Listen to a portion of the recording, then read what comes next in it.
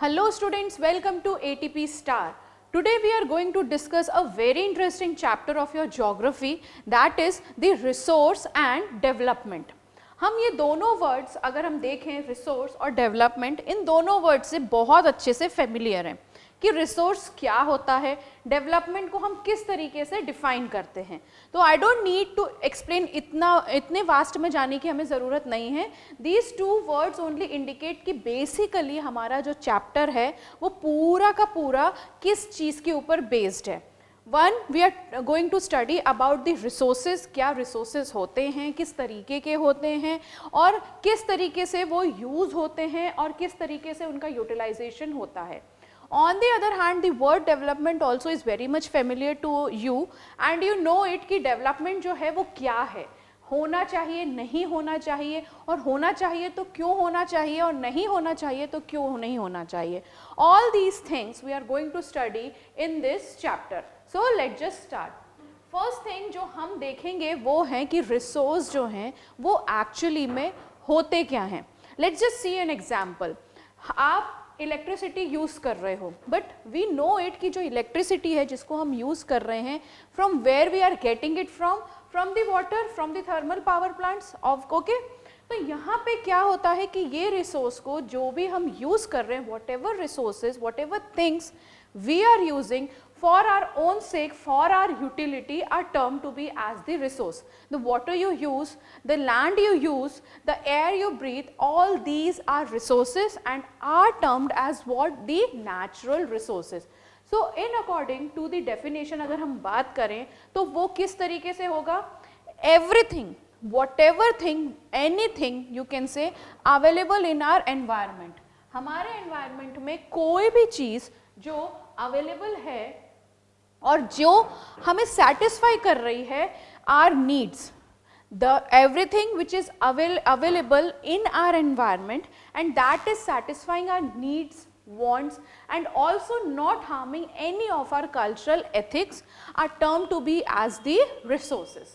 ठीक है, अगर हम ये फिगर को देखें जो यूजुअली तुम्हारे बुक में भी दिया हुआ है, इस फिगर में अगर हम देखें तो यहाँ पर 4 things you can see.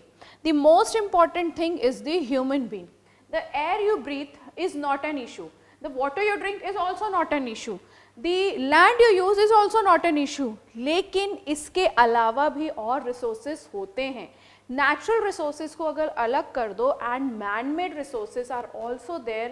जैसे कि माइनिंग्स हो गई, मेटल्स हो गए, जो मेटल्स हम यूज़ करते हैं उसको हम मेटल फॉर्म में तब देख पा रहे हैं when the human being has done some kind of effort to utilize it, to make it the some matter you can say. ठीक है, तो यहाँ पे human being is the most important person to play a key role. Human being concerned with what? The physical environment, that is your nature. ठीक है, human being का interaction nature के साथ होता है, तब जाके वो यहाँ पे टेक्नोलॉजी के साथ हमें क्या प्रोवाइड कर रहा है. With proper technology and with also proper institutions you are getting something which you can use for your daily life. I am not including all those things which are naturally occurred. Sun जो है उसकी light हमें naturally मिलती है, moon जो है उसकी light हमें naturally मिल रही है. On the other hand, the air, water, etc. things which are naturally occurred, you cannot do anything from them. But on the other hand, if we talk about the electricity, जो electricity generate हो रही है, वो actually was the effort, or you can say is the effort of the human being only, so that you are getting something from them. तो यहाँ पर human beings का interaction जब nature के साथ होता है, and उस interaction के साथ when it is going to give you some kind of technology, through the interaction also with the technology, with the institutions, तो यहाँ पर हमें क्या चीज़ें मिलती हैं? एक resources मिलते हैं. On the other hand, if we see types of resources, तो easily हम इसे define कर पाएंगे. There are types of resources, there are 2 main types of resources. One is the natural and other is the human made. ठीक है, humans को अगर हम सिर्फ humans की अगर अभी हम बात करें तो यहाँ पर किस तरीके से डिफाइन होगा? Structures and institutions, quality and quantity. what kind of structure that resource is having and what kind of quality and quantity that particular resource is having. तो ये कौन ही जस्टिफाई कर पाएगा? Only the human beings. तो यहाँ पर ये चीज़ें तो हो गई कि मैन मेड की जो चीज़ें हैं वो n नंबर हैं। नेचुरल अगर हम बात करें तो you are very much familiar, renewable, non renewable क्या होता है? रेन्यूएबल जो क्या होता है, और अगर हम फर्दर देखेंगे रेन्यूएबल को तो कंटिन्यूअस फ्लो जो कंटिन्यूअस है, like your wind, your water जो कंटिन्यूअस है। नेक्स्ट इज योर बायोलॉजिकल जो नेचुरल ऑकर्ड है, या तो वो बायोलॉजिकल नेचुरल है, दो पार्ट्स में रहेगी। Wild life is also your natural thing. अब वो बात अलग है कि आज की डेट में वो एक्सटिंक्ट है, एंडेंजर्ड है, या कहीं कहीं वो रेयर में कहला देते हैं।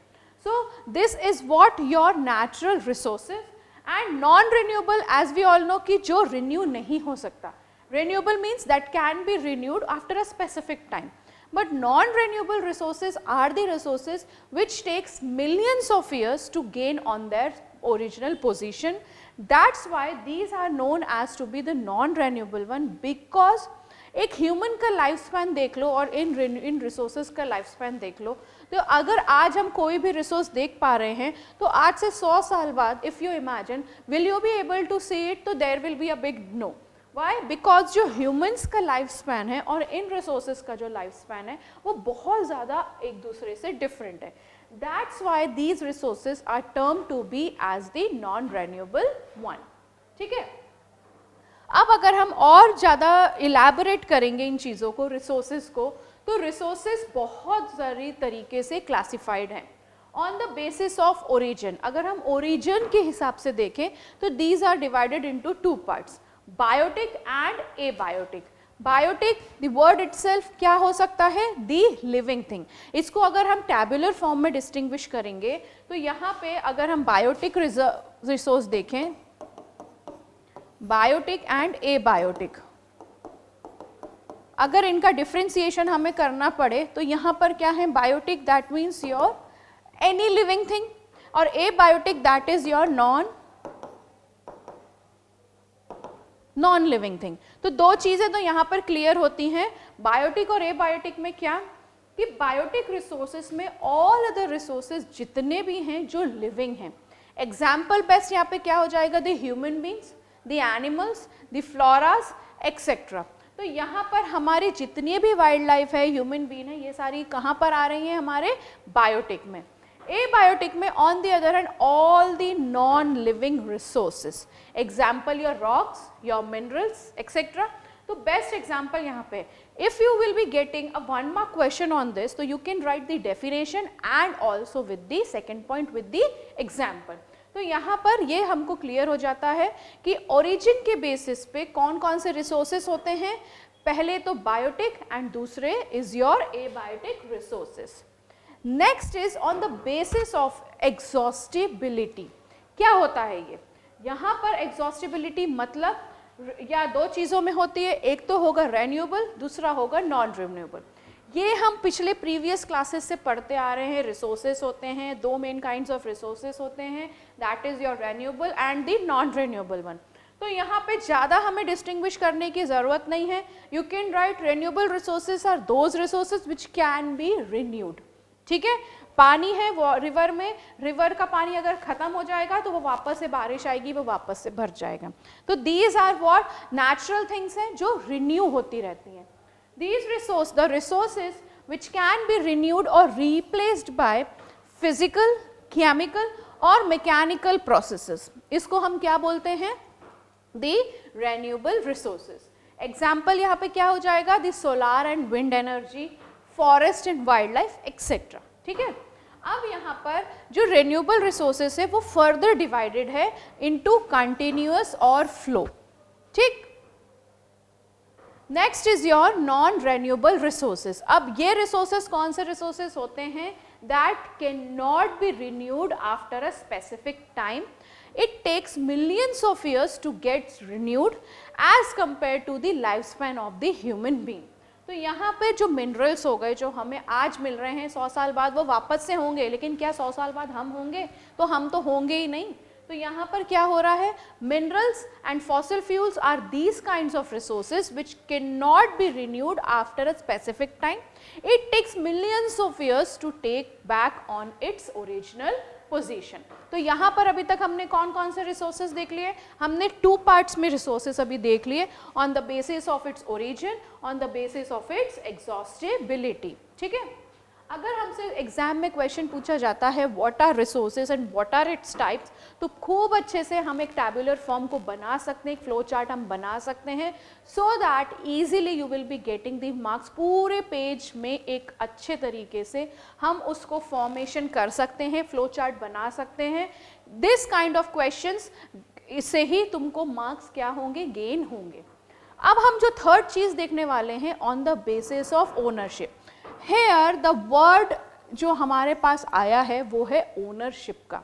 ओनरशिप क्या होती है, किसी भी चीज को ओन करना। ठीक है, ओन कौन कर रहा है यहाँ पे, अगर हम ह्यूमन बीइंग के पर्सपेक्टिव से देखें तो we are the people who are owing something. ठीक है, for example I am having a car, I am having a bicycle, तो ये जो प्रॉपर्टी है वो किसकी है, मेरी खुद की है, तो I am the owner of that thing, of that particular thing.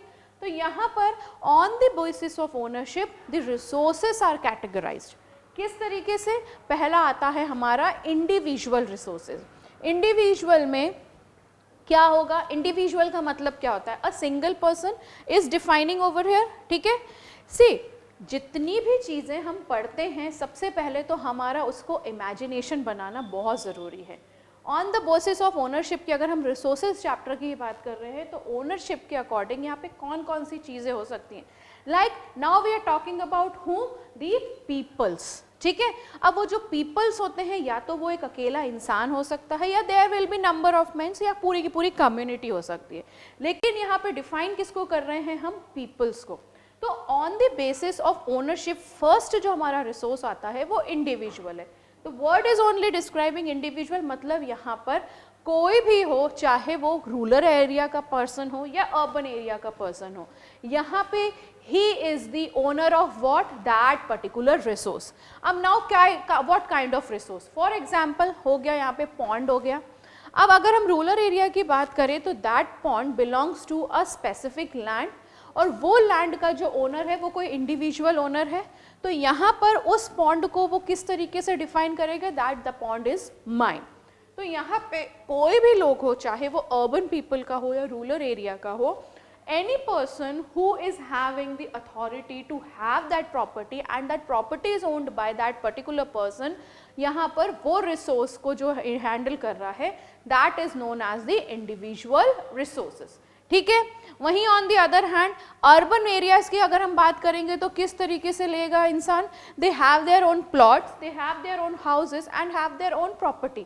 अब ये प्रॉपर्टी हाउसेस जो हैं ये कहाँ पर हैं, ये लैंड में है, और लैंड क्या है, वो पर्टिकुलर लैंड जहाँ पर उसकी प्रॉपर्टी है, जहाँ पे उसका प्लॉट है, घर है, या whatever he has done, that particular resource belongs to that individual person.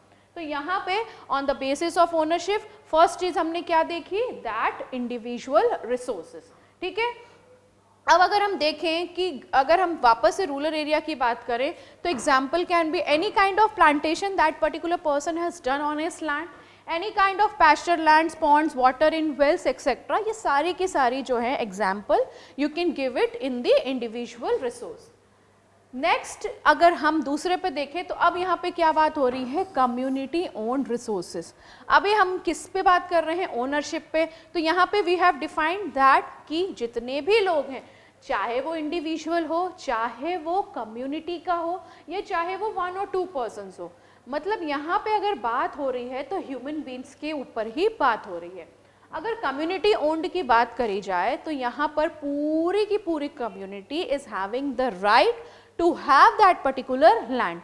For example, in urban areas if we see तो यहाँ पे बहुत बड़े बड़े flats का culture है। अब that particular flat, वो particular flat है 7-8 बिल्डिंग का, ठीक है, तो अब हर बिल्डिंग में हर प्रकार के लोग रहेंगे, that means they have formed a community over there. Now that particular community is having the swimming pools also, is having the parkings also, the having the playing area also. Now here ये जो पूरा का पूरा जो surrounding है ये कौन ओ कर रहा है, that the community is holding. ठीक है। Now alone a person cannot have the right to say that this particular swimming pool belongs to me or that particular thing belongs to me. Here whole community is responsible for maintaining also the things and also what, यहाँ पे maintenance के साथ साथ वो उस चीज़ का utilization भी कर रहे हैं. So here community owned resources, यहाँ पर हर तरीके की कम्युनिटी के हर तरीके के लोग हैं, they have formed a group and they are going to use that accordingly. See हमारा आता है नेशनल रिसोर्सेज. अब हम बात कर रहे हैं पूरे के पूरे नेशन के बारे में, ठीक है. We know that earth is our planet, earth हमारी प्लैनेट है. अब उस अर्थ में variety of people live, variety of things are there. You are having the hills, mountains, plateaus, deserts, islands, etc. तो यहाँ पर अगर हम बात करें national property की, for example, if you want to, if the nation, if the government wants to construct the road, and that road is to be constructed where, that road is to be constructed on the sides of the houses which have been there. लेकिन वहाँ पर से अगर road जाएगी तो आसपास के लोगों के लिए बहुत ज़्यादा हेल्प होगी, because they will be getting the roads. Now it is the authority of the nation to build these kind of things. Now it is the responsibility of the people also कि we should support these kinds of activities done by the government. So now what thing happen is कि यहाँ पर अब road बनाने के लिए बीच में क्या आ रहा है, घर आ रहा है. The government is having the right to ensure that कि वहाँ पे रोड तो बनेगी लेकिन वहाँ पे किसी को हार्म भी नहीं होना चाहिए. तो यहाँ पर the government will be talking to the persons whose house is there in front of the, जहाँ पर वो रोड बनने वाली है, तो वहाँ पर वो क्या करेंगे, उन लोगों को उतने पैसे दे देते हैं so that they can build their house somewhere else, लेकिन यहाँ से रोड जाएगी. तो government is having that authority if it is for the goodwill of the nation and to maintain the respect and to maintain all the good things for the nation, the government is having the right to acquire that particular land. In return यहाँ पे वो क्या चीज़ें करते हैं, यहाँ पर वो उन लोगों को उतना का उतना पूरा का पूरा बैलेंसिंग अमाउंट देते हैं so that they can construct their house somewhere else. तो यहाँ पर legally they can acquire the private property of the person, यहाँ पर जो भी चीज़ें हों, ठीक है. अब यहाँ पर second thing, all the minerals, examples अगर हम देखें, all the minerals, water resources, forest, wildlife, land within the political boundaries, and also one more important thing, the oceanic area. Oceanic area that means we all know that कि जो हमारी India है वो 3 side से water से covered है, ठीक है. अब यहाँ पे क्या करती है गवर्नमेंट के पास इतनी अथॉरिटी है दैट 12 नॉटिकल माइल्स तक यहाँ पे government is having the authority that the government can acquire 12 nautical miles or you can say around 22.2 kilometers from the coast termed as territorial water resources therein belong to the nation. मतलब यहाँ के border से जितनी भी हमारी coast line है उसके border से लेके यहाँ से 22 किलोमीटर्स की रेंज में जितना भी ओशियानिक वाटर हमारे कंट्री से लगा हुआ है, our country is having the right to acquire that oceanic water and in that area the government can function any kind of activities over there. ठीक है, तो ये समझ में आ गया. चाहे वो कहीं का भी लैंड हो, चाहे वो ओशियानिक एरिया ही क्यों हो, लेकिन ओशियानिक एरिया का भी एक क्राइटेरिया है that it can only take over the around 22.2 kilometres of the water. तो यहाँ पे तीसरी चीज हमने क्या देख ली, द नेशनल रिसोर्सेज. नेक्स्ट, अब हमने नेशनल की बात करी है तो इंटरनेशनल पे भी आएंगे हम, ऑब्वियस सी बात है. तो next comes your international resources. अब इंटरनेशनल रिसोर्सेज में क्या चीज़ें होती हैं, the oceanic resources beyond 200 nautical miles from the coastline of the country belonging to open ocean and no individual country can utilize it. अब अगर हमने यहाँ की तो बात कर ली, यहाँ से 22 किलोमीटर्स तक का रेंज भी हमने ले लिया, लेकिन उसके बाद का वाटर जो है उसका क्या. तो यहाँ पर किसी भी पर्टिकुलर कंट्री, यहाँ पे और भी कंट्रीज होंगी, ऐसा नहीं है कि सिर्फ इंडिया ही है, और भी कंट्रीज हैं, तो यहाँ पर जितनी भी कंट्रीज आसपास से बिलोंग कर रही हैं and they are coming into the international thing, तो यहाँ पे चीज़ क्या होगी कि internationally no particular country is having the authority to maintain the thing, ठीक है। लेकिन यहाँ पर क्या चीज़ें होंगी कि with due permission the country whosoever wants to acquire this या want to have some work over there या anything they want to perform, तो यहाँ पे क्या होगा, with due respect यहाँ पर परमिशन ली जाएगी, परमिशन के साथ यहाँ पर उनको उस तरीके के हैंड ओवर किया जाएगा कि yes you can perform these kinds of work over there। तो यहाँ पे beyond 200 nautical miles of the coastline of the country किसी भी लोगों, किसी भी कंट्री के ऊपर कोई भी कंट्री के ऊपर एक्वायर्ड नहीं है, रेस्ट उनको इंटरनेशनल ऑफिसेस से परमिशन लेनी पड़ेगी। So fourth thing what we have seen is the international resources.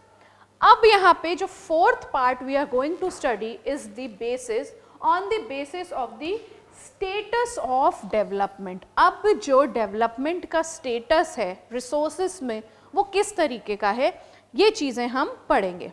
पहला क्या था हमारा पहला क्या था, on the basis of origin, on the basis of exhaustibility, on the basis of ownership, and fourth comes your on the status of development में किस तरीके से जो रिसोर्सेस का डेवलपमेंट है वो क्या होता क्या है एक्चुअली में।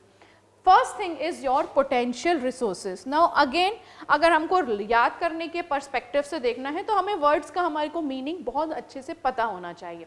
For example potential only, that means a person, अगर हम पोटेंशियल को डिफाइन करेंगे तो किस तरीके से कि yes this particular person is having the potential that he can do it some kind of work, only thing जो भी हम बात कर रहे हैं किसी की भी कोई भी काम की, तो यहाँ पे on the basis of what the status of development पहली चीज आती है हमारी पोटेंशियल रिसोर्सेज। अब ये रिसोर्सेज क्या होते हैं, कोई भी रिसोर्सेज जिसमें कि पोटेंशियल है but with the lack of technology यहाँ पर वो रिसोर्सेज को अपना क्या वजूद यू कैन से नहीं मिल पाता। The best example to understand is the 2 states, ठीक है। अगर हम इंडिया के 2 स्टेट्स की ही बात करें, चलो हम वेस्टर्न पार्ट की तरफ बात करते हैं, पर्टिकुलरली कहाँ की, the Rajasthan and the Gujarat. These 2 states comes entirely on the westerly part of India. तो यहाँ पर ये 2 स्टेट्स में एक चीज़ बहुत कॉमन है, sorry you can say the 2 things are very much common, the wind and also the solar energy. तो राजस्थान और गुजरात ऐसे 2 स्टेट्स हैं जहाँ पे 2 चीज़ें कॉमन हैं, the wind and also the solar energy. तो यहाँ पर प्रॉपर तरीके से अगर हमारे पास क्या हो, एनामरस पोटेंशियल है किस चीज़ को डेवलप करने के लिए स्टेट्स में, विंड्स और सोलार एनर्जी को, बट हेयर यहाँ पर what we are not having is the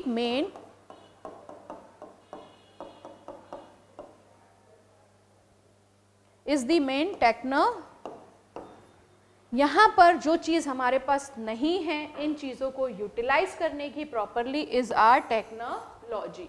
तो जब हमारे पास यहाँ पर टेक्नोलॉजी नहीं है तो these resources are having the potential but lack of technology की वजह से यहाँ पर चीज़ें नहीं हो पाती। So this are known as what, your potential resources. Next is your developed resources. अब यहाँ पे डेवलप्ड वर्ड आ गया है, that means already that resource is the developed one, मतलब वो यूटिलाइज भी हो रहा है, यूज भी हो रहा है, ठीक है। Resources which are surveyed and their quality and quantity has been determined for utilisation, मतलब हर तरीके से उस रिसोर्स के ऊपर काम हो चुका है, उसकी क्वालिटी भी प्रॉपरली जान चुकी है और उसकी क्वांटिटी भी जान चुके हैं। The development of resources depends on technology and the level of their feasibility. Third thing comes under this is your stock. अब यहाँ पे stock, that means any kind of material जो हमने stock करके रखा है, best example you can see the reverse. Reverse का जो पानी है वो पर्टिकुलरली डैम्स में स्टॉक करके रखा जाता है सो दैट कभी आगे की पर्पस में अगर बारिश कम हो रही है तो ये बांधों का पानी छोड़ा जाएगा, जिससे कि प्रॉपर इरिगेशन जो आसपास के एरिया में जहाँ पे प्रॉपर इरिगेशन है, मेनली द एग्रीकल्चरल थिंग्स है। For example you can see the areas of Punjab and Haryana जहाँ पर mainly irrigation and agriculture is the most important activities over there. तो यहाँ पर इन मटेरियल ऐसी चीज़ों को स्टॉक करके रखा जाता है जिससे कि जो पानी है वो ईजिली मिल सके, ठीक है। Do not have appropriate technology to access this are including among the stocks materials in the environment which have the potential to satisfy the human need but human beings do not have the appropriate technology। अगर कोई भी बड़ी सी चीज़ है जिसको stock करके हमने रखा हुआ है क्योंकि हमारे पास उस चीज़ की टेक्नोलॉजी नहीं है, पहला चीज़ ये। दूसरी चीज़ ये कि अगर हम वाटर्स को प्रिजर्व करके रख रहे हैं डैम्स में या डैम्स के जब चीज़ें यूज़ होती हैं तो स्टॉक को भी हम उस तरीके से डिफाइन कर सकते हैं। Now how the development of resources happens. Resources are vital for human survival as well as for maintaining the quality of life. Obviously जितना ज़्यादा इंसान का सर्वाइवल है जिस अकॉर्डिंगली भी है उसकी क्वालिटी ऑफ लाइफ भी उसी तरीके की होती है और वो डेवलपमेंट के थ्रू भी उसी अकॉर्डिंगली बढ़ता है, ठीक है।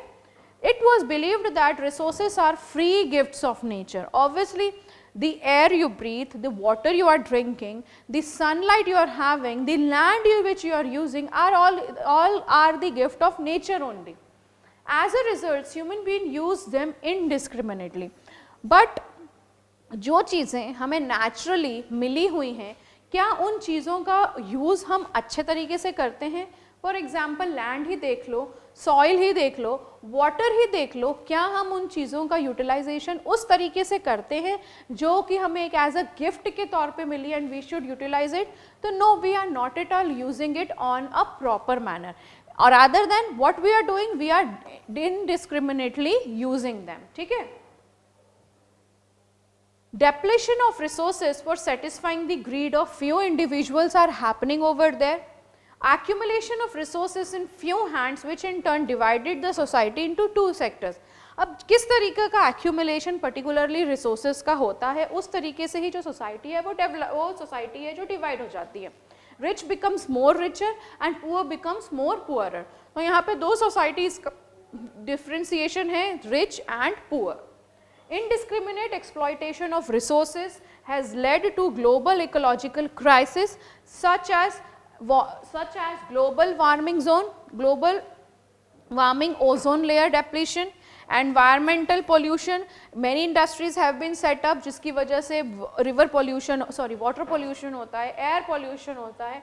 तो यहाँ पर excess use of things are happening on around जिसकी वजह से जो नेचर के थ्रू हमें जो चीज़ें मिली हैं उन तक का नुकसान हुआ जा रहा है विद द ह्यूमन बींग्स, ठीक है।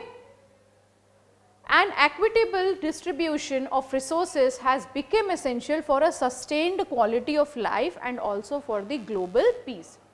If the present trend of resources depletion of few individuals and country continues of future of our planet is in danger. Obviously इतना ज़्यादा अगर यूसेज बहुत ज़रूरत से ज़्यादा ही यूसेज हो रहा है as we all know पूरी जगह पे अगर हम डेवलपमेंट की ही बात करें तो अगर हम दिल्ली से अच्छा एग्जाम्पल हमारे पास आज की डेट में कोई नहीं होगा।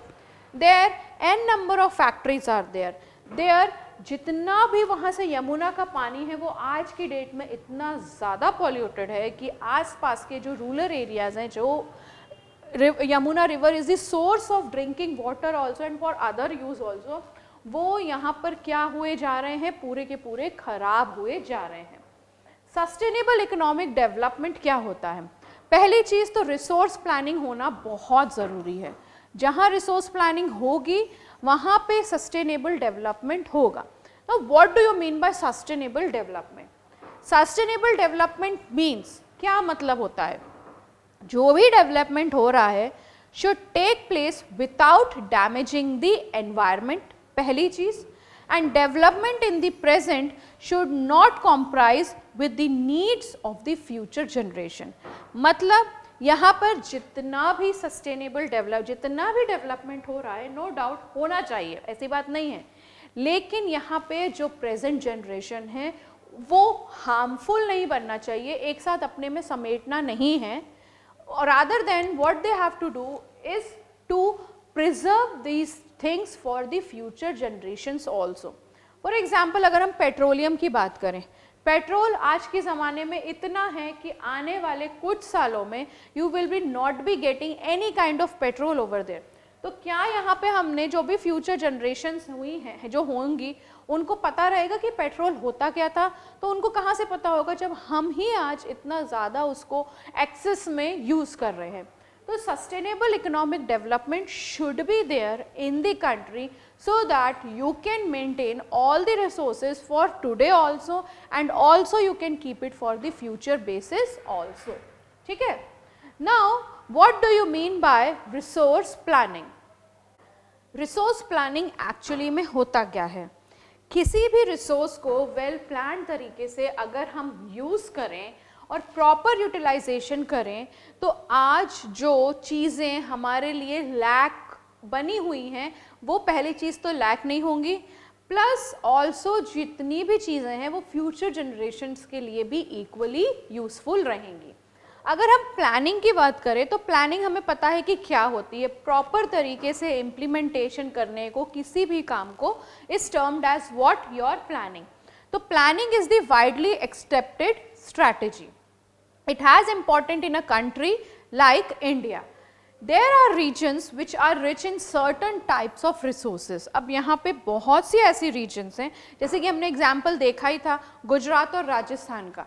ये जो regions हैं ये बहुत सारे resources, ये जो हमारी main two resources हैं, the solar energy and the wind energy are easily available। ठीक है, लेकिन यहाँ पे प्रॉपर प्लानिंग है ही नहीं है। क्या अगर प्रॉपर प्लानिंग होती तो क्या टेक्नोलॉजी हम ये बोल रहे होते कि टेक्नोलॉजी से लैक कर रही है? तो no, there are some reasons which can be considered self sufficient in terms of the availability of resources and there are some reasons which have acute shortage of some vital resources.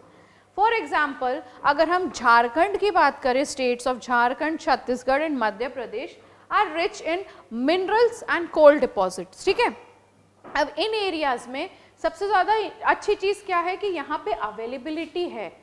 Proper planning के through अगर इन चीज़ों को extract किया जाए, और ऐसा नहीं है कि एक साथ ही सारा निकाल दिया जाए, धीरे धीरे करके अकॉर्डिंग टू द नीड्स यहाँ पे निकाला जाए। We should not consider, the human beings should not consider that this is for the business purpose और this is for the earning purpose. It should be in a proper manner. Earning होनी चाहिए, ऐसी बात नहीं है कि earning नहीं होनी चाहिए, अर्निंग भी होनी चाहिए, लेकिन एक प्रॉपर प्लानिंग के थ्रू होनी चाहिए जिससे कि आसपास के लोगों को भी हार्म ना हो।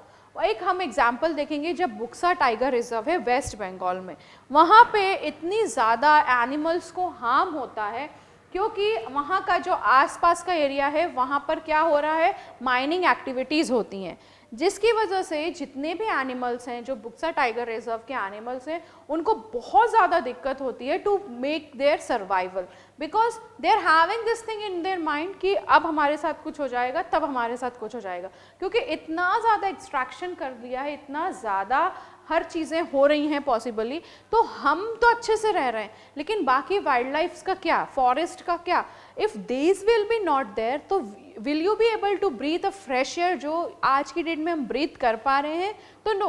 तो proper planning is the important thing. Next, अब हम अरुणाचल प्रदेश की बात करें तो अरुणाचल प्रदेश में has abundance of water resources but lack of infrastructure. वही बात हो गई, इंफ्रास्ट्रक्चर का डेवलपमेंट ही नहीं है। नेक्स्ट अगर हम एग्जाम्पल देखें राजस्थान का कि well owned with solar and wind energy, but यहीं पर बात क्या हो गई, lack in water resources. The coldest desert of Ladakh is actively isolated from the rest of the country. यहाँ पर इतनी ज़्यादा, यहाँ पर सबसे ज़्यादा ये किससे वो है, रिच इन कल्चरल डाइवर्सिटी, लेकिन यहाँ पे भी वाटर की डेफिशिएंसी है, इंफ्रास्ट्रक्चर की डेफिशिएंसी है एंड सम वाइटल मिनरल्स। यहाँ पे इजीली लद्दाख इज, अभी जो पोटेंशियल रिसोर्सेज की हमने बात करी तो यहाँ पे थ्रोमियम करके ही एक ऐसा मिनरल है जो लद्दाख में पाया जाता है, बट वही बात है वहाँ पर कुछ ऐसा सोर्स नहीं है तो वो उसको दबा के रख देते हैं। This calls for balanced resource planning at the national, state, regional and also the local levels. तो यहाँ पे proper resource planning हमें चाहिए. अगर अब हम बेसिकली सिर्फ इंडिया की बात करें तो यहाँ पे क्या क्या चीज़ें हो सकती हैं रिसोर्स प्लानिंग के लिए. Identification and inventory of resources across the regions of the country involve. सबसे पहली चीज़ तो क्या, उस पर्टिकुलर जगह को हमें सर्वे करना चाहिए, मैपिंग करनी चाहिए, क्वालिटेटिव एंड क्वांटिटेटिव एस्टिमेशन निकालना चाहिए, proper measurement of the resources किस तरीके के हैं. सेकेंड थिंग जो हमारी चीज़ होनी चाहिए वो एक प्लानिंग स्ट्रक्चर को बनाना चाहिए with appropriate technology, skills and the institutional setup. अगर पर्टिकुलर एरिया में, जैसे कि हमने बात करी राजस्थान की,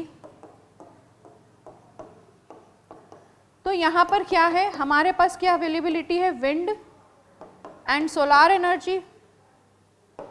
सोलार एनर्जी है हमारे पास. अब यहाँ पर लेकिन हमारे पास प्रॉपर रिसोर्स प्लानिंग नहीं है. रिसोर्स प्लानिंग नहीं है तो क्या हम इन चीज़ों को यूटिलाइज कर पा रहे हैं, हम नहीं कर पा रहे हैं. तो प्रॉपर प्लानिंग इंडिया में इस तरीके से होनी चाहिए कि हर वैरायटी ऑफ मिनरल्स जितने भी हैं वो क्या होने चाहिए, प्रॉपरली यूटिलाइज्ड होना चाहिए, प्रॉपरली मैनर में, एक तरीके से क्या बोलना चाहिए, प्रॉपर सर्वे होना चाहिए, प्रॉपर उनकी मैपिंग होनी चाहिए, किस तरीके की क्वालिटी है वहाँ पर, क्या क्या क्वांटिटी में वो अवेलेबल हो सकते हैं, ये सारी चीज़ें हमें देखनी चाहिए. Matching the source resource development plans with overall national development plans. अब वो नेक्स्ट में क्या जाएगा, पूरे तरीके से उन चीज़ों को हमें मैच करना होगा कि किस तरीके से हमारा डेवलपमेंट प्लान नेशन के लिए फ्रूटफुल हो सकता है. ठीक है. India has made concentrated efforts for achieving the goals of resource planning right from the independence. अब इंडिपेंडेंस के बाद यहाँ पे 5-year plan, first 5-year plan बनाया गया था.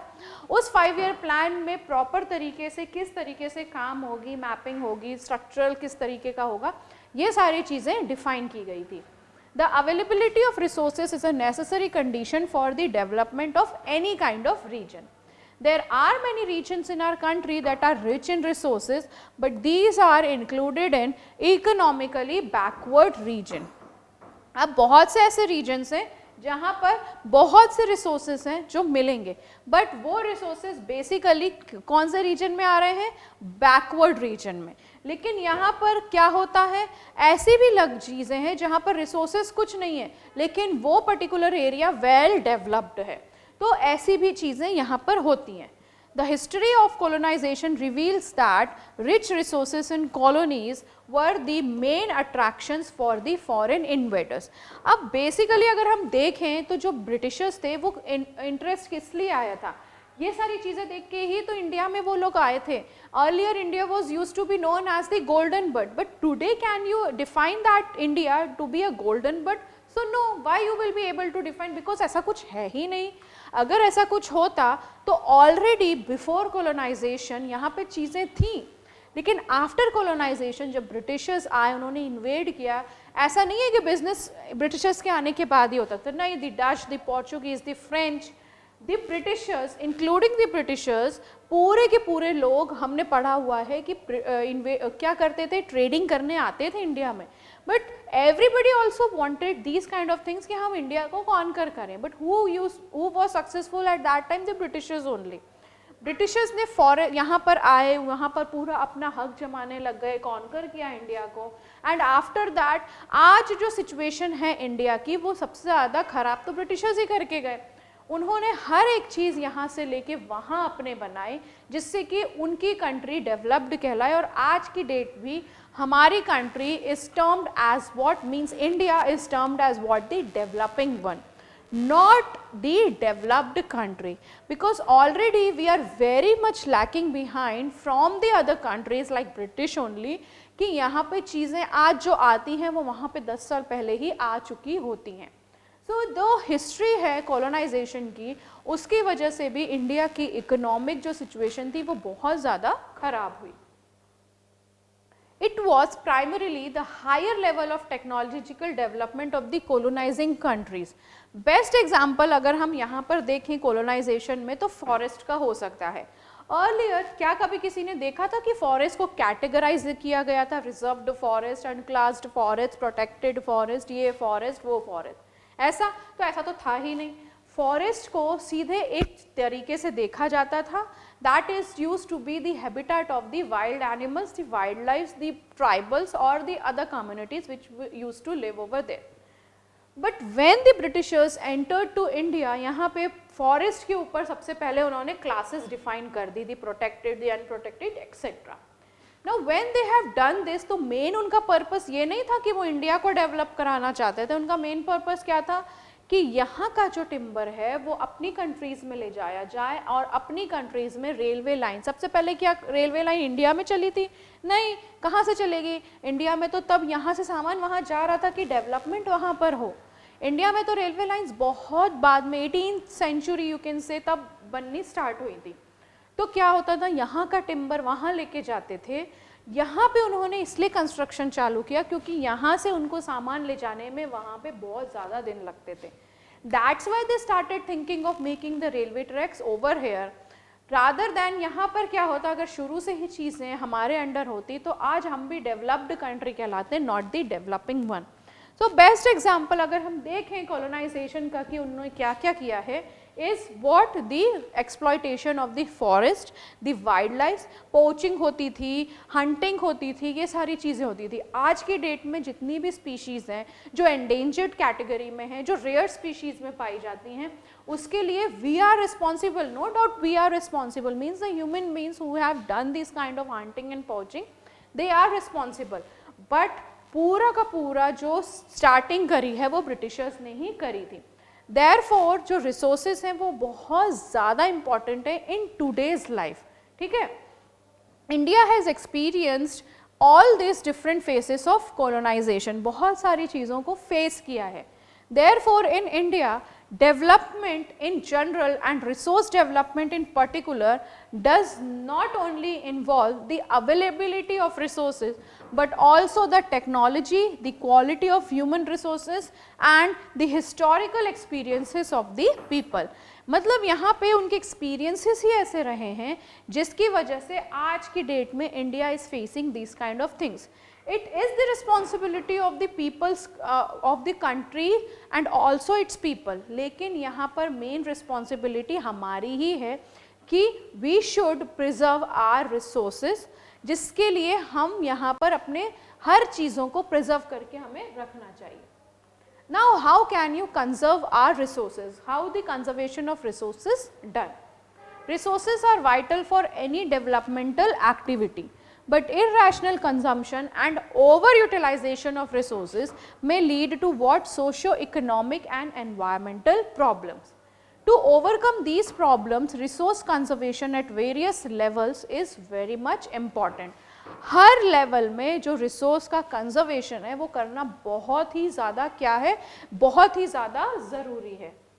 फर्स्ट ऑफ ऑल अब हम बात करेंगे, अभी हमने पूरे के पूरे रिसोर्सेज को देख लिया, किस तरीके से रिसोर्सेज काम करते हैं, यूटिलाइजेशन किस तरीके से होना चाहिए, क्या कंजर्वेशन मेजर्स जो हैं वो यूज़ होने चाहिए जिसकी वजह से जितने भी रिसोर्सेज हैं वेदर दे आर नेचुरल और मैन मेड, उनको हम किस तरीके से सिक्योर करके रख सकते हैं for today's needs and also for the future basis. Next main resources जो अब हम पढ़ने वाले हैं वो हैं लैंड रिसोर्सेज। लैंड रिसोर्सेज मतलब ये पूरी की पूरी ज़मीन, पूरी की पूरी मिट्टी, इसको हम क्या डिफाइन करते हैं, the land resources.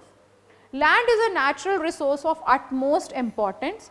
It supports what's, पहली चीज़ तो वो नेचुरल वेजिटेशन को सपोर्ट करती है, wild life, human life, economic activities, transport and communication system. मतलब इतना ज़्यादा इम्पॉर्टेंस है लैंड रिसोर्स का इन everybody's life. The place which where we are standing also is also a kind of resource only done by the efforts of the human being. That's why I'm standing here and teaching to you, because I'm standing in a building. तो वो building construct करी है किसी न किसी land पे, किस तरीके से करी है, क्या इकोनॉमिक डेवलपमेंट के थ्रू करी है, क्या इकोनॉमिक डेवलपमेंट के लिए करी है, all these things comes under where the land resources. However, land is an asset of a finite magnitude. Therefore, it is important to use the available land for various purpose with careful planning. ठीक है, यहाँ पे भी most important thing क्या है, careful planning की. India has land under a variety of relief features, namely mountains, plateaus, plains and island. India में हर तरीके के relief features you can see. You don't have to go to abroad to see the waterfall, the mountains. You can see every single thing over here only in India. From north के mountain से लेके south का पूरा coastal area, from eastern sides के पूरे हिमाचल को देख के वेस्टर्न साइड में पूरे हम डेजर्ट्स देख सकते हैं. मतलब you are having every single relief feature over here and you can experience a well good thing. तो यहाँ पर क्या है, now about 43% of the land area is plain. अगर हम बात करें पूरे सिनारियो की तो 43% जो है हमारा वो सिर्फ और सिर्फ प्लेन लैंड है. ठीक है, 30% क्या है हमारा माउंटेन्स. यहाँ पे हम क्या है, ये हमारा माउंटेन्स. एंड रेस्ट 27 जो % है हमारा वो क्या है, हमारा area of the country is प्लेटू. ठीक है, तो इस तरीके से जो लैंड का डिफ्रेंसिएशन है वो करा गया है कि 43% है प्लेन लैंड, 30% है माउंटेन्स और 27% है जो है हमारा प्लेटूस. ठीक है, नाउ अब हम लैंड का अगर यूटिलाइजेशन देखें तो किस तरीके का है, किस पार्ट्स में डिवाइडेड है, forest, fallow lands, net sown area, land not available for cultivation, other uncultivated land.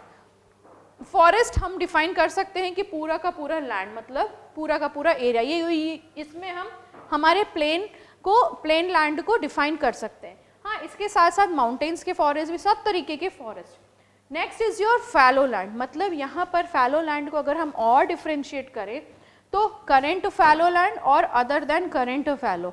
मतलब करेंट फैलो लैंड मतलब यहाँ पे 1 से 1.5 साल के बीच से कुछ काम नहीं हुआ तो ये अभी अभी फैलो बना हुआ है. नेक्स्ट जो अदर फैलो लैंड है वो कौन सा है, 1 से 5 साल हो गए हैं इस पर्टिकुलर लैंड में जहाँ पर कल्टीवेशन नहीं हुआ है. नेट सोन एरिया कितना हमारा 46%. Land not available for cultivation भी यहाँ पर है. जो बैरन लैंड होता है या वेस्ट लैंड जिसे हम बोलते हैं, या तो फिर हमारा land put to non agricultural uses, example roads. तो इस तरीके से जो हमारा लैंड का यूटिलाइजेशन है वो होता है. कौन सा बैरन है, फैलो है, कौन सा फॉरेस्ट एरिया है, ये सारी चीज़ें हम इसमें डिफाइन करते हैं. एंड ये है कौन से ईयर का, 2002 एंड 3 का. अगर अब हम लैंड का पैटर्न देखेंगे तो वो किस तरीके का होगा, जैसा कि वी ऑल नो जो टोटल लैंड एरिया है ऑल ओवर द कंट्री का वो पूरा का पूरा क्या है, 3.28 स्क्वायर किलोमीटर. ठीक है, 3.28 लाख मिलियन स्क्वायर किलोमीटर. ठीक है, अब इसका डिस्ट्रीब्यूशन हम किस तरीके से करेंगे. हमेशा हम डिस्ट्रीब्यूशन किस पे करते हैं, 100 पे करते हैं, 100 ऑफ एनीथिंग. ठीक है, तो यहाँ पे हम भी यही सोच रहे होंगे कि यहाँ पे 100 आउट ऑफ 100 का ही हमारा लैंड का डिस्ट्रीब्यूशन हम बताएंगे. But here we are going to see of about only 93% of the total land. यहाँ पे अगर हम बात करेंगे सिर्फ और सिर्फ किसकी, 93% of the total land. ठीक है, ऐसा क्यों, ये हमें पता है कि हमारा पूरा जो पार्ट है यहाँ से अगर हम इंडिया को देखें, नदर्न पार्ट में अगर हम इंडिया को देखें तो यहाँ पर पाकिस्तान भी है और यहाँ पे चाइना भी है. This 7% has been acquired by Pakistan and China, जो इन्होंने इंडिया का है बट अपने अंदर एक्वायर करके रखा है, अपने लैंड एक्विजिशन में एक्वायर करके रखा है.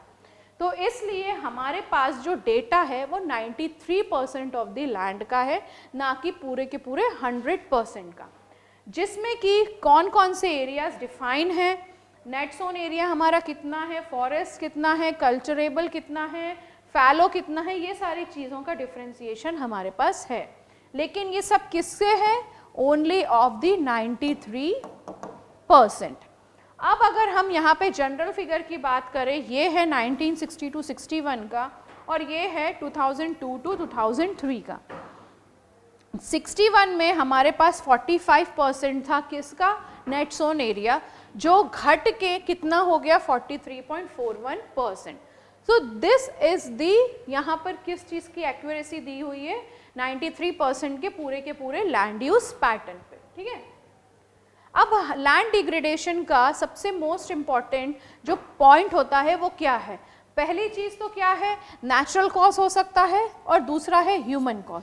Most important two causes are there of land degradation, one is your natural, other is your human. Natural cause में हमारे अर्थक्वेक्स, फैमिन्स और सुनामीज और ये सारी चीज़ें आ जाती हैं, जिसकी वजह से लैंड का जो पार्ट है या तो वो खसक के कहीं चला जाता है या वो पूरा का पूरा खराब हो जाता है।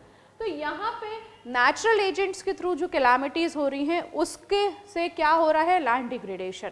Next comes your human cause. Human cause में पहली चीज़ तो क्या आ जाएगी, डिफॉरेस्टेशन। इसको हम इससे देखेंगे ज़्यादा अच्छे से, ठीक है, सॉरी। यहाँ पे क्या चीज़ें हो रही हैं, deforestation, overgrazing of animals, mining activities जो हो रही हैं, जो माइनिंग और एक्टिविटीज़ फैलती जा रही हैं, ओवर इरिगेशन जो क्या रीज कर रही है, increase in salinity and alkalinity in the soil. तो ये क्या है, लैंड डिग्रेडेशन के measures. Mining industries as per major cause of land degradation. जितनी भी माइनिंग थिंग्स चलती हैं for any kind of minerals you want to use, तो यहाँ पे सबसे ज़्यादा लैंड का डिग्रेडेशन होता है। जो वाटर लेवल है वो बहुत ज़्यादा घट गया है, ठीक है, जिसकी वजह से क्या हो रहा है, बहुत ज़्यादा इफेक्ट्स आ रहे हैं ग्लोबल वार्मिंग में। Now how can you control the land degradation? पहली चीज़ तो प्रॉपर मैनेजमेंट ऑफ ग्रेजिंग होनी चाहिए हमारे पास। Afforestation we should start doing it, जो होते भी हैं, होने लग भी गए हैं। Proper discharge and disposal of industrial effluents after the treatment.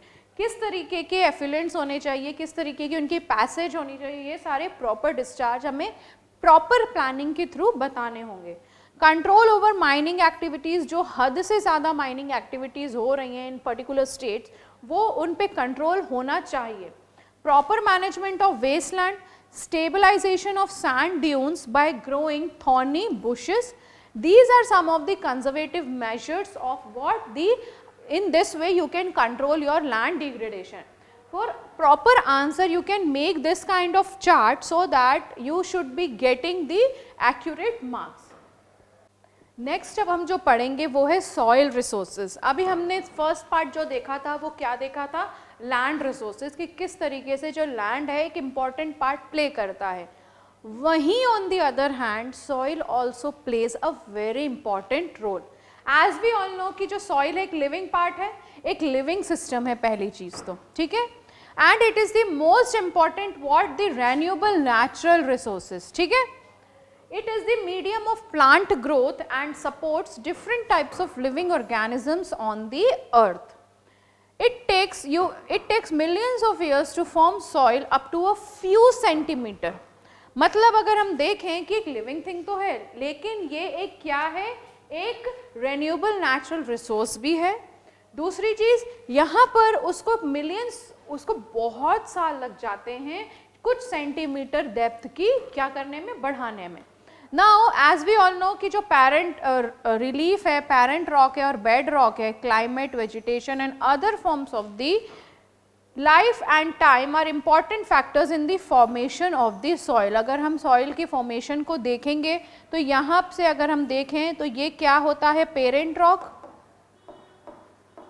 ठीक है। यहाँ पे हमें क्या मिल रहा है, वेदर्ड रॉक। अगर हमने 8th क्लास में ये देखा हो, अगर हमने इसको ध्यान से पढ़ा होगा तो हमें कुछ तो याद होगा। पेरेंट रॉक होता है, फिर वेदर्ड रॉक होता है, यहाँ पे हमें क्या मिल रही है, ह्यूमस, और यहाँ पे हमारा क्या हो रहा है, टॉप सॉइल। ये क्या है, सब हमारा सॉइल का फॉर्मेशन। तो यहाँ पे बहुत इंपॉर्टेंट फैक्टर है सॉइल को फॉर्म करने में कि एक्चुअली में वो कहाँ से, किस तरीके से रूटेड हुई है। Various forces of nature such as change in temperature, actions of running water, wind and glaciers, activities of decomposers etc. contribute to the formation of the soil. Soil का formation को अगर हम थोड़ा सा ध्यान में रखेंगे तो क्या चीज़ें हैं, किस तरीके से सॉइल आती है, चाहे वो किसी भी क्लाइमेटिक फैक्टर्स के थ्रू आ रही हो, विंड एंड ग्लेशियर्स के थ्रू कहाँ से उड़ रही है, धूल मिट्टी उड़ रही है और वो कहाँ जाके सेट हो रही है, किस तरीके की एक्टिविटीज ऑफ डिकम्पोजिशन है, ये सारी चीज़ें एक बहुत इंपॉर्टेंट रोल प्ले करती है इन the formation of the soil. Chemical and organic changes which take place in the soil are equally important. Soil also consists of organic humus and inorganic materials. ठीक है, तो अपने आप में ही जो soil है वो एक क्या है, बहुत ज़्यादा important thing है. अगर हम इस डायग्राम को देखें, वही चीज़ जो है weathered और unweathered और bedrock, parent rock, फिर यहाँ पे substantium weathered parent rock material, सब सॉइल आती है यहाँ पे जो कंटेन करती है rock, sands and silt clay, और फिर यहाँ पर हमारा आता है the upper layer of the soil which is known as what the top soil. ठीक है, नाउ अब हम क्लासिफिकेशन करेंगे सॉइल का, किस किस तरीके से जो सॉइल्स हैं और पर्टिकुलर एरियाज में कहाँ कहाँ पर ये किस तरीके से डिफाइन होती है. तो पहली चीज़ हम देखेंगे वो कौन सी है, the alluvial soil. Most widely spread and important soil, मतलब हर जगह ये फैली हुई मिलेगी और सबसे ज़्यादा इम्पॉर्टेंट सॉइल ये कहलाती है. पूरा का पूरा जो एंटायर नदर्न प्लेन है are made up of alluvial soil. ये कहाँ से एक्सटेंड होती है राजस्थान से एंड गुजरात से. Also found in the eastern coastal planes, particularly in the deltas of the Mahanadi, the Godavari, Krishna and the Kaveri reverse. तो मेनली अगर हम अलुवियल सॉइल को सोचें या देखें तो ये हमें ऑलमोस्ट हर जगह पर पार्ट्स ऑफ द इंडिया में मिलेगी. ठीक है, alluvial soils are deposited by 3 important Himalayan rivers. तो कौन कौन सी हैं, the Indus, the Ganga and the Brahmaputra. According to their age alluvial soils can be classified as old alluvial, जिसको हम भंगार बोलते हैं, and new alluvial which is known as khadar. The Bhangar soils has higher concentration of conker nodules than the Khadar. It has more fine particles and is more fertile than the Bhangar. अगर हम भांगर और खादर को हमने अच्छे से 9th class में देखा होगा किस तरीके से फिजिकल फीचर्स में, तो हमें ये याद होगा कि जो भांगर है वो ओल्ड अलुवियम है और खादर है जो न्यू अलुवियल है. वो क्या क्या कंटेन करती है, it is course and less fertile, it is not more fertile, fine and it is more Sandy. Can't be renewed frequently but it is renewed frequently, क्योंकि ये ऑलरेडी ओल्ड हो चुकी है तो ये जल्दी से रिन्यू नहीं होगी क्योंकि ये ऑलरेडी अपने पैसेज टाइम को बहुत ज़्यादा पास कर चुकी है. वहीं अगर हम खादर को देखें तो ये अभी अभी न्यू है तो ये फ्रीक्वेंटली रिन्यू हो सकती है. कंटेन्स कंकर नॉड्यूल्स, जो तेराई रीजन में मिलते हैं, जो मेनली मार्शी फॉरेस्ट लैंड्स के थ्रू ही हमें मिलेंगे. यहाँ पर कंकर नॉड्यूल्स नहीं है क्योंकि ये ऑलरेडी अभी क्या है, न्यू है. It is found in the upper reaches of the Himalayas. It is found around deltas and flood plains. ठीक है, so this is the differentiation of khadar and bhangar. Next soil is your black soil. अब हमें black soil, हमें ये पता है कि black soil को अगर हम डिफाइन करेंगे, हम सोचेंगे तो सबसे पहली चीज़ तो कॉटन हमारे दिमाग में आता है कि जो ब्लैक सॉइल है वो ब्लैक क्यों है. पहली चीज़ तो क्योंकि it is black soil is also known as regur soil, ideal for growing cotton and is also known as black cotton soil. मतलब ब्लैक सॉइल की अगर हम बात कर रहे हैं तो दो चीज़ें हमको याद होनी चाहिए कि एक रेगुर सॉइल भी कहलाती है, दूसरी black soil is most important thing जिसकी वजह से कॉटन होता है. ठीक है, climatic conditions along with the parent rock material are the important factors for the formation of the black soil. ठीक है, cover the plateaus of Maharashtra, Saurashtra, Malwa, Madhya Pradesh, Chhattisgarh and along the Godavari and the Krishna valleys. Made up of extremely fine clay material. जहाँ काली मिट्टी की बात आएगी तो extremely fine clay material you can easily find here. Well known for their capacity to hold the moisture. ठीक है, so this we have seen what the black soil. Next comes your red and yellow soil.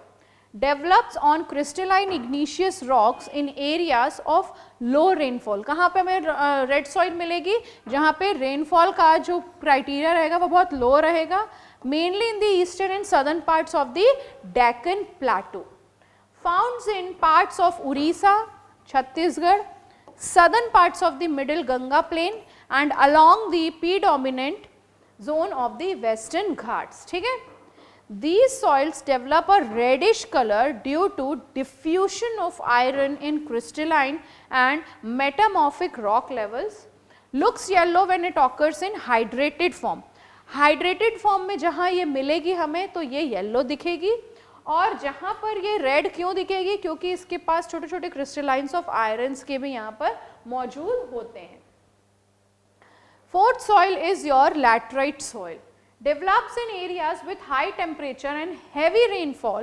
Humus content of this soil is very much low over here, laterite soil में. ठीक है, are suitable for cultivation with adequate doses of manures and also for the fertilizers. In the exam, questions can be asked, what is the laterite soil, black soil क्या होती है. ठीक है, तो soils के बारे में you can get the question of 1 marks. ठीक है, found in Karnataka, Kerala, Tamil Nadu, Madhya Pradesh and the hilly areas of Orissa and Assam. ठीक है, तो ये है हमारी laterite soil. Arid soil कौन सी, ranges from red to brown. Arid soil की क्या खासियत है कि ये red to brown के बीच में range कलर में दिखाती है. Generally sandy in texture and saline in nature, lacks humus and also moisture. Moisture तो लूज करेगी क्योंकि ये सैंडी है, सैंडी अगर है तो वो मॉइस्चर तो उसमें होगा नहीं, बिल्कुल सूखी भतरी सी होगी. The lower horizons of the soil are occupied by kankar because of the increasing calcium content downwards restrict the infiltration of water. After proper irrigation these soils become cultivable. Next is your forest soil. Forest soils हम क्या define कर सकते हैं कि mainly हमें forest areas में ही मिलेगी, तो mainly found in the areas of hilly areas and mountainous areas. Soil textures varies according to the mountain environment where they are found. मतलब सॉइल का टेक्सचर उस समय पे मैटर करेगा जब ये कहाँ पर मेनली फॉरेस्ट के कौन से काइंड ऑफ एनवायरनमेंट में ये पाई जा रही है. They are loamy and slitty in valley sides and coarse grained in the upper slopes. Now अभी तक हमने सॉइल देख ली, किस तरीके से सॉइल डेवलप होती है, बनती है, सॉइल का क्या कैरेक्टराइजेशन होता है, काइंड्स ऑफ सॉइल्स देख ली. अब हम देखेंगे कि हम सॉइल इरोशन और सॉइल कंजर्वेशन को किस तरीके से प्रिवेंट कर सकते हैं, प्रोटेक्ट कर सकते हैं. The processes of soil formation and erosion goes on simultaneously and generally there is a balance between the two. ठीक है, तो ये दोनों का जो क्राइटेरिया है चलने का वो एक दूसरे के साथ ही चलने का होता है, जिसकी वजह से ये अपने बीच में बैलेंस बना के रखते हैं. Sometimes this balance is disturbed due to human activities. अब ये बैलेंस डिस्टर्ब होती है किस तरीके से, लाइक डिफॉरेस्टेशन हो रहा है, ओवर ग्रेसिंग हो रही है, किसी भी तरीके का कंस्ट्रक्शन हो रहा है, माइनिंग हो रही है, एक्सेट्रा. ठीक है, while natural forces like wind, glacier and water lead to soil erosion. अब यहाँ पे सॉइल इरोशन के क्या क्या कारण हो सकते हैं, वही बात हो गई. 2 कारण हो सकते हैं, एक तो natural calamities like earthquakes, cyclones, ये सारी चीज़ें, और दूसरी हो गई ह्यूमन की वजह से, डिफॉरेस्टेशन हो रहा है, ओवर ग्रेजिंग हो रही है, एक्सेसिव माइनिंग हो रही है, लैंड का डिकंस्ट्रक्शन हो रहा है, ये सारी चीज़ें. तो इस वजह से जो सॉइल इरोशन है वो होती है. The running water cuts through the clayey soil and makes deep channels lie as the gullies, जिसको क्या बोला जाता है, गुलीज. The land becomes unfit for cultivation and is known as the bad land. क्यों यहाँ पे ये अनफिट हो जाता है, क्योंकि इतना ज़्यादा रनिंग वाटर आता है तो वो पूरे के पूरे सॉइल को काटती हुई अपने साथ ले जाती है, जो गलीस बना देती है, जिसकी वजह से जो पर्टिकुलर लैंड होता है वो क्या कहलाने लगता है, दी बैड लैंड. अगर हम वेस्टर्न एंड सेंट्रल हिमालयस की बात करें तो ये इतने ज़्यादा वेल डेवलप्ड टेरेस फार्मिंग में है.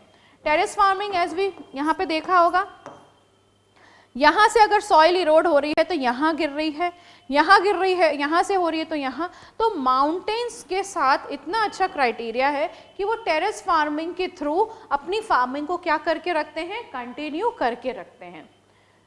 Large fields can be divided into strips. Strips of grass are left to grow between the crops. This breaks up the force of the wind. This method is known as what, the strip cropping. ठीक है. Planting lines of trees to create shelter also works in a similar ways. जहाँ पे हम crops लगा रहे हैं वहाँ पे हम equally क्या लगा सकते हैं, trees also. ठीक है, तो हम यहाँ पे ट्रीज भी इक्वली लगा सकते हैं, जिसकी वजह से जो क्या कहलाता है, rows of such trees are called what, the shelter belts. ठीक है, these shelter belts have contributed significantly to the stabilization of sand dunes and in stabilizing the desert in western India. जिसकी वजह से यहाँ पर क्या प्रोटेक्ट करते हैं, ये स्टेबलाइजेशन ऑफ सैंड को भी ये पूरी तरीके से करके रखते हैं. So this completes your chapter. Next lecture में हम नए चैप्टर के साथ मिलते हैं. Thank you so much.